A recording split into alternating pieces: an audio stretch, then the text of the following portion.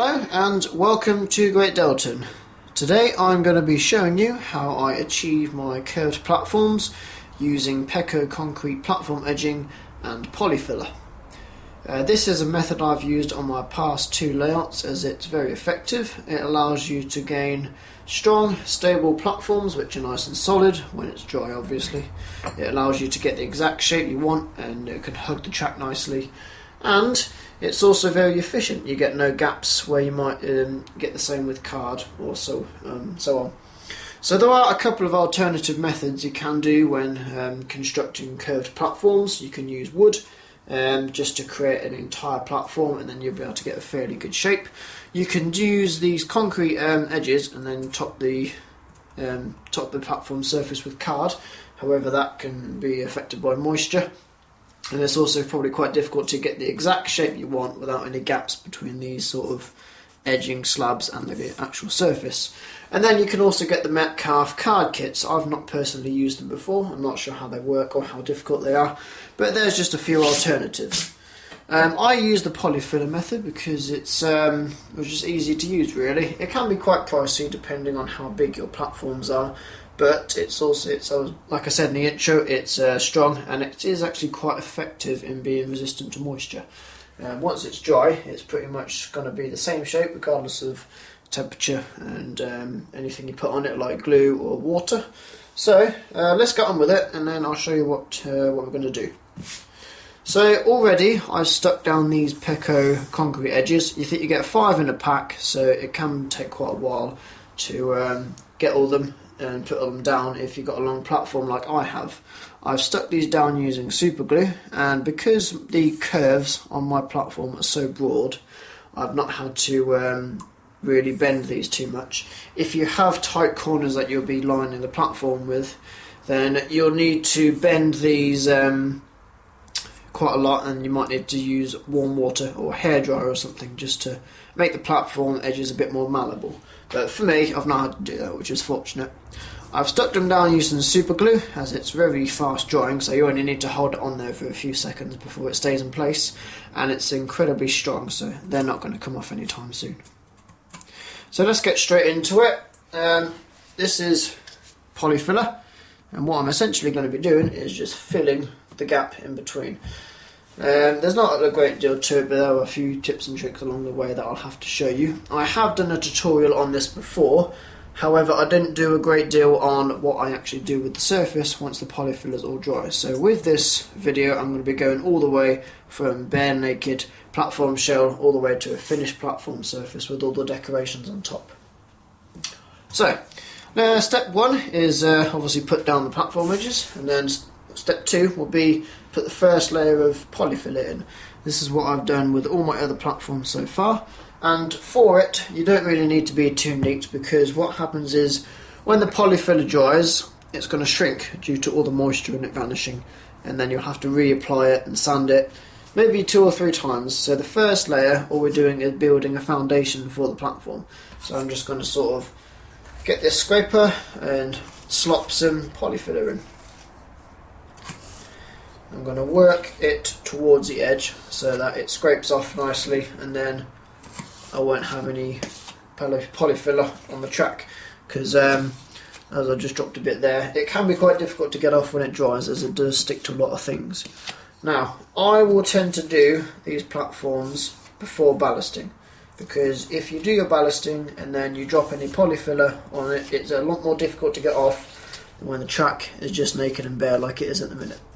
So it's recommended that you do this before ballasting. So I'll get on with this now, and then I'll show you how it looks when I've done the first base layer. I'll only come up to here and then I'll explain what's going to happen as I get further up.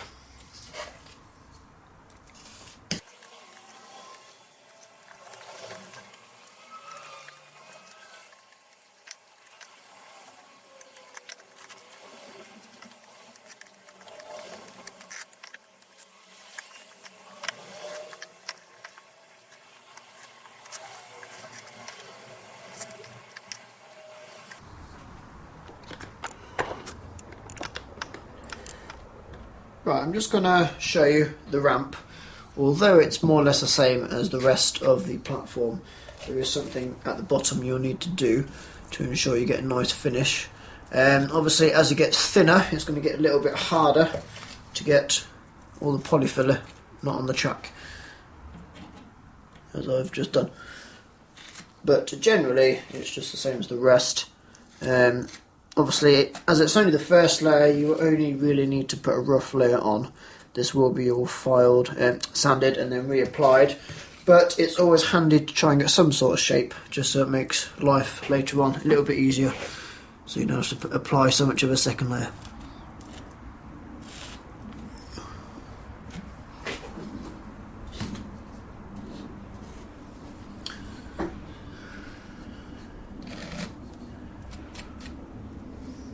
So if I drag some of that down to the bottom, and then what I can do is just use my spreader to sort of push that into a straight edge, and then hopefully when that dries I can just add a bit of a second layer, and that will be a nice straight edge to the platform ramp then, which will look quite good.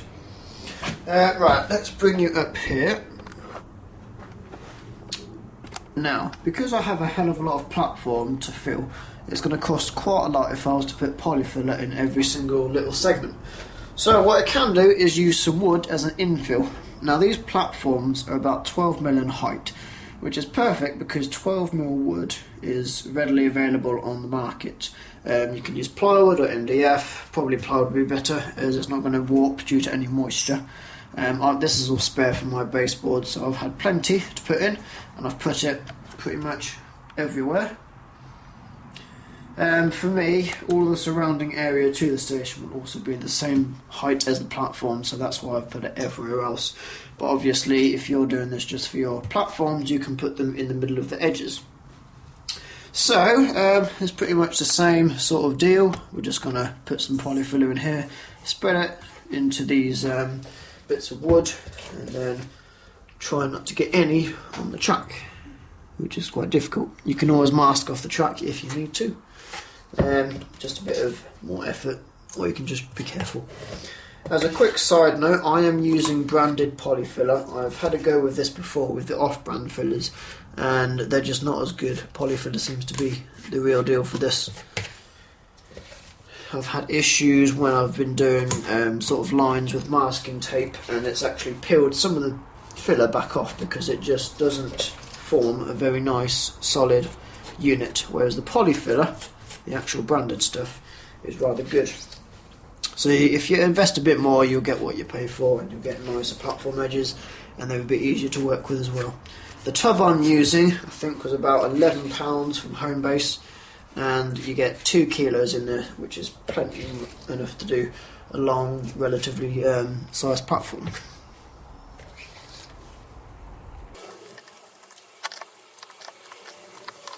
Another thing I'll mention is that if you're using wood, it's best to screw it down, not glue it down. Although it does state that this board is 12mm thick, it is ever so slightly thicker than that. I don't know whether that's just a manufacturing error or whether it's got a little bit of moisture in, but it is ever so slightly higher than the platform edge by about 0.5 millimetre. So if you glue these down, you're going to be adding even more thickness to it, so it's going to sit even higher than the platform edges. So I would recommend screwing them down, that way you get wood on wood and nothing in between to make that higher.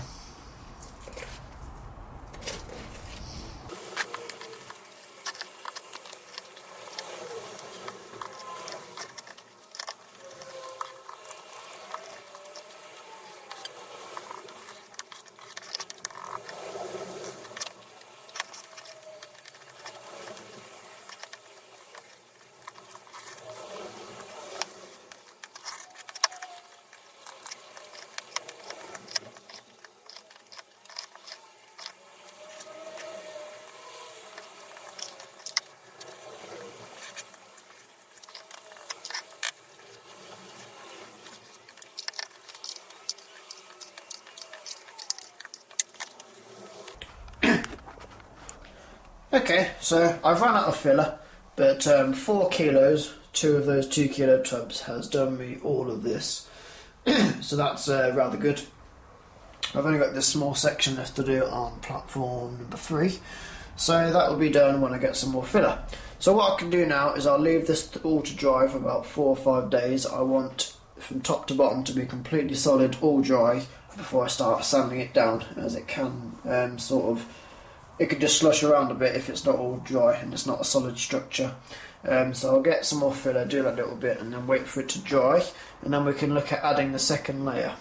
It's March and it's not particularly warm, so it's going to take a fair time to dry properly. As you can tell, it's all just very rough, just slopped in at the minute, as it does need to be sanded down and reapplied. So that is step 2, and then we'll move on to step 3 once this is all completely dry, which will be in about 4 or 5 days, so I shall join you then. Just one little side note, you can also add some filler into these screw heads if you want. Depends if you're ever going to need to disassemble the layout at all, because you will need to find the screw heads. I will probably put some filler in these, as I'll be lining all my platforms with sort of paper sheets, so I don't want any sort of marks where these are going to dip, and then the paper can also dip with it if it's going to absorb any moisture. So yeah, just that as a side note.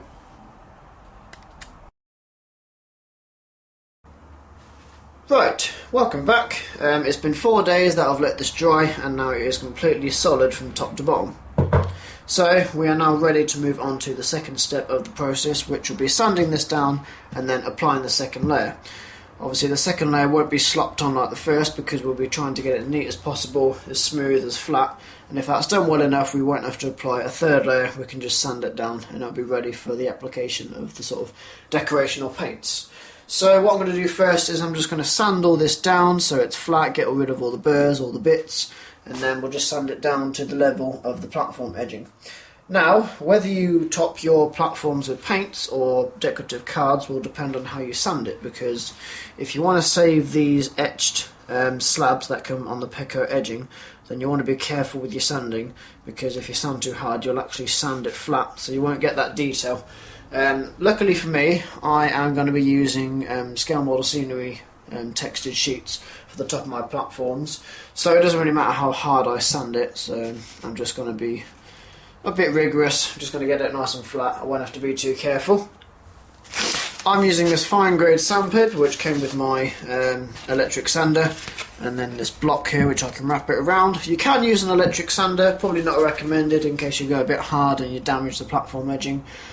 So I would do it by hand if preferred, and then I use fine grade so it doesn't scratch the platform edging. Some of the coarser stuff will probably engrave it and indent it quite a bit. So I'm going to sand all this down, all platforms, and then we'll be ready for the application of the second layer of filler.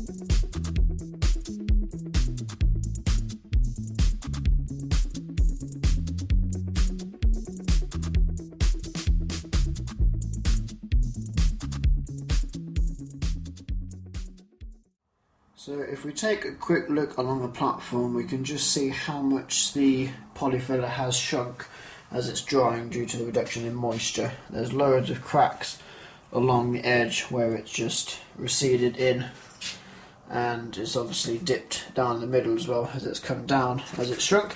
So it does require a second layer. That's all sanded flat now. I've not done too badly at trying to save the edging tiles, so let's get on and we shall fill this and hopefully create a nice platform which we can just sand, and then that should be it. Okay, so for this bit I'm going to be using a wider scraper. This is so I can literally go across the whole platform and just scrape it level, and then this is what I've achieved with this using that scraper. It's nice and flat, it's nice and smooth, and it should just need a little sand and it'll be ready for use.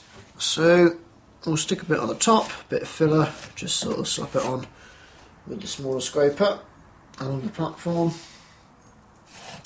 Sort of spread it out into all the dips and the cracks, just to get it sort of spread out and ready to be completely flattened.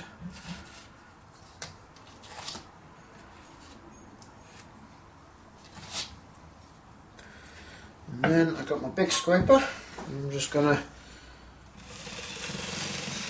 do that really, and that is nice and smooth. Obviously I'll do a few more passes just so it's completely full, there's no gaps, there's no little dips, and then this is always a good method to do as well. Just wobble it from side to side. What this achieves is not leaving any filler behind, and also not leaving too many little dips, because when you just scrape it across, sometimes it drags the filler with it, and then you get these little dimples. But if you wobble it and then do a pass over with it, you should be okay really. So I'll get on and do the rest of these platforms, and then hopefully they'll all turn out nice and smoothly. We'll leave that to dry for 2 or 3 days. I won't need as long a drying time because there's nowhere near as much filler as the base layer. And then we'll give it a quick sand and it should be ready for some sort of decoration.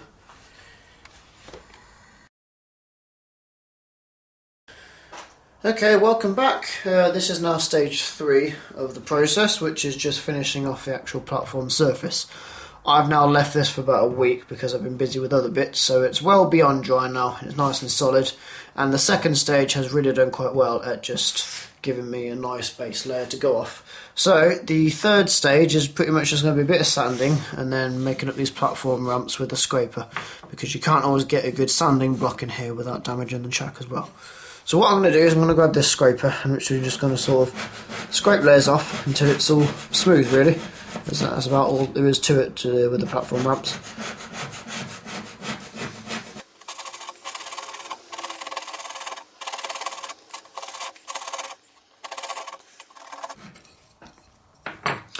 Right, now me personally, I'm going to be using textile sheets to decorate my platform surface, so I don't need to get it completely perfect. Small holes here will be covered by the paper, so they won't really be seen. But if you're painting, then you might need to do just one little infill here and there, or some filler. You might not even have to sand it if you can get it good enough, because the moisture shrinking will be so sort of negligible that you won't really need to actually file it off. So that will be pretty much it for the platform surfaces. I'll just give this top a quick sand because there's a bit on these slabs which I'm not happy with.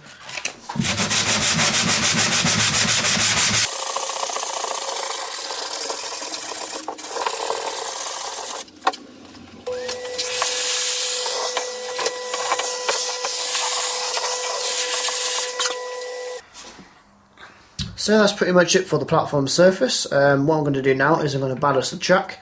I'm lucky enough to be ballasting during my platform construction, so I can do it as and when I need to. The reason for this is because if I cover all this in the sort of textile sheets, I'm going to have to be spraying water for the ballast, and I don't want it to soak into the sheets, run the paint or warp the card or whatever. So I can use that to my advantage and I can get all the ballasting done. That won't soak up any water and it shouldn't damage the platforms, so I'm in a good position to do that now. That'll be the next job, and once it's all ballasted I will show you how I decorate the platforms with my textile sheets. But that's pretty much it for platform surface, so if you want to stop the video here you can, and just you can paint your things, or you can paint your platforms, or you can decorate them with textile sheets as I'm going to show you.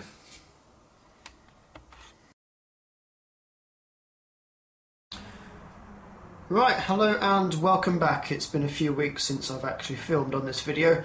In the meantime I've been getting all of the ballasting and the track weathering done. That's obviously so I don't get any paint or glue on the platform surfaces once they're finished, and it's a good thing I have done that because I did get a fair bit of airbrush overspray on the platforms. But nevertheless they're all ready for the final step, which is to add the platform surface. Now you could paint these, or you could do what I'm doing, which is adding these textile sheets on to make it look like a realistic surface. And for that I'll be using some sheets from Scale Model Scenery, which I bought, and they're all here. I'll be sort of layered on top of each other to build up a nice platform. So to start with, we are going to add these brick sheets, which is just sort of like cobblestone as our main surface, what I'm going to do is I'm going to sort of roughly measure out this area here, because obviously they're A4, so I'll have to layer them quite a few times over, and then I'm just going to cut them short of the edge so they don't go right to the platform, because that will be the job of these bits, which is the network rail platform edges, and I'll explain those in a bit. So let's go ahead and cut this more or less to shape first and stick that down. For the adhesive, I'm going to be using some rocket card glue. This is good for this application because it's designed specifically for card and paper. It's not going to be too absorbed into the paper to make it warp and ripple, as like PVA would do. And it's quite a strong one as well. It's also very thin, so you don't need a great deal of it. Considering this small bottle costs £7 from my local model shop, you don't want to be spending a fortune on it. So let's go ahead and measure, and then we'll stick this sheet down.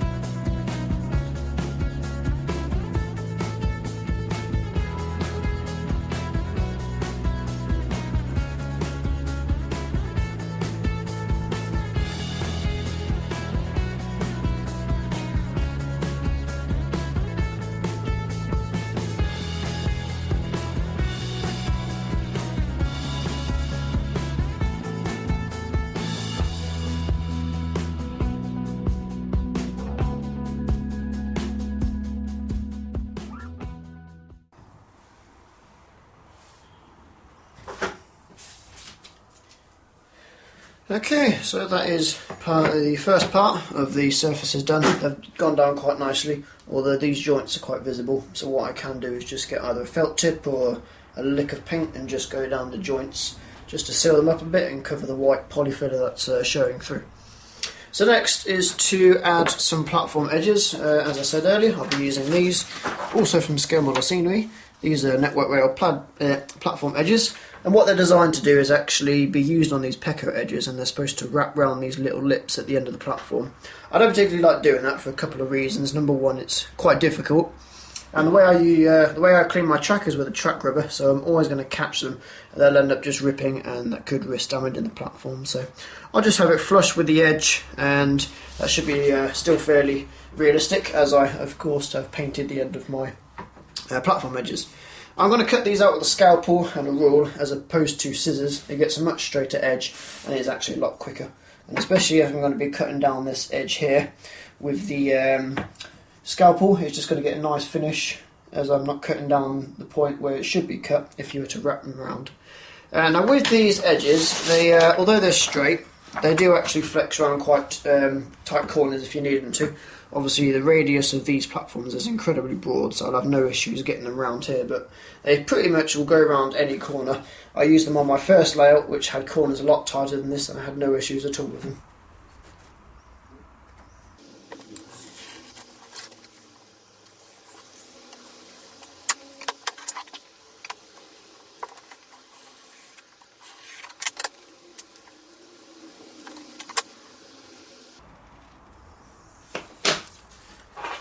Now, because the sheets of textured card and the platform edges and the other bits that I'm going to stick are all the same length, I'm going to stagger the joints so it's not as obvious. Otherwise everything would stop and start in the same place and it would just look a bit rubbish. If there's more, there'll be more of a flow if I were to stagger the joints a bit. So what I'm going to do is, with this piece of edging, I'm going to start it halfway between where I've put the textured cards, and then I can obviously cut that to length at the end, but it just gives it a better flow, makes it look not as cardy.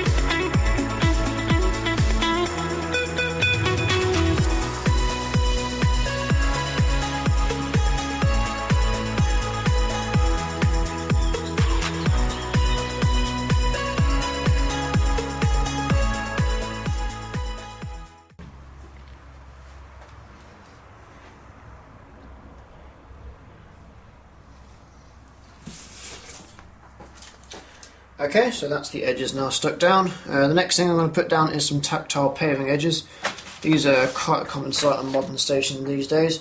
I guess their purpose is to alert blind people to the platform edge of danger. So they'll be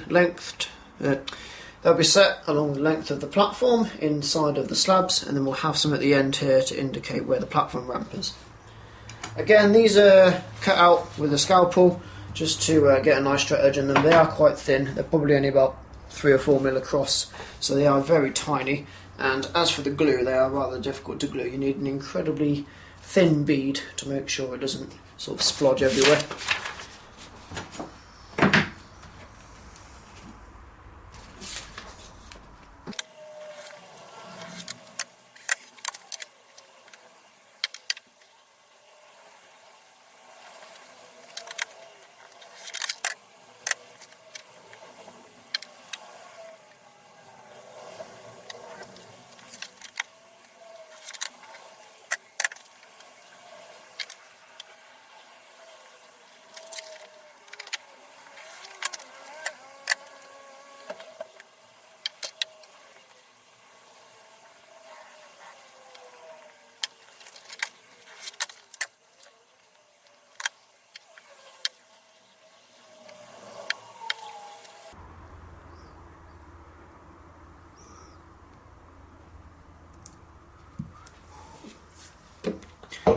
Okay, that's the tactile paving all added, and there's one last thing I'm going to add before I can conclude this video, and that is this yellow line which will run along this platform as a safety hazard, because this will be a platform where trains will pass at speed.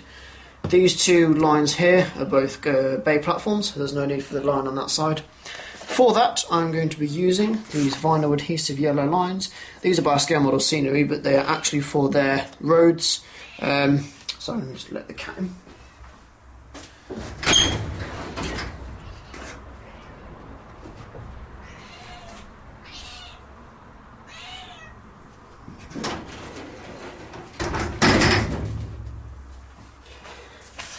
So these are by Scale Model Scenery. These are actually double yellow lines as used in their road systems, but they make for good yellow lines here as they're a suitable thickness, and they're easy to apply as well because they just stick on. They can be a little fragile because of how thin they are, but generally they're quite good to use as opposed to having to paint it on. If you wanted to paint it on this sort of textile seat, you'll risk bringing up the actual pattern if you were to gorilla frog tape that or masking tape that on.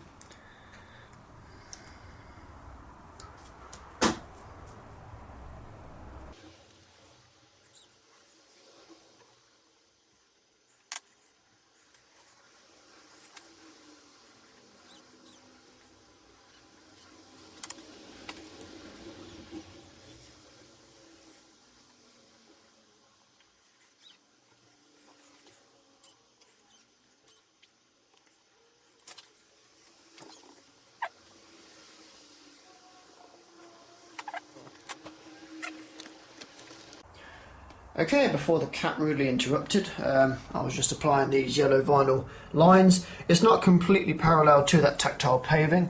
It's quite difficult to get completely straight, but from a distance it looks fairly good. What I'll do now is I'll go and get the rest of the platforms done, so that everything is completed, and then I'll just give you a few running shots of how everything looks. But hopefully this has helped you for some ideas of how to do platforms. This is how I do everything, all the way from baseboard to your finished platform surface there. I think it's a rather good method of doing it, and it's rather solid, and it allows you to have curved platforms and obviously use the Peco edging without having to worry about how you're going to do the surface. So thank you again for watching, and that'll be it for today, and bye bye.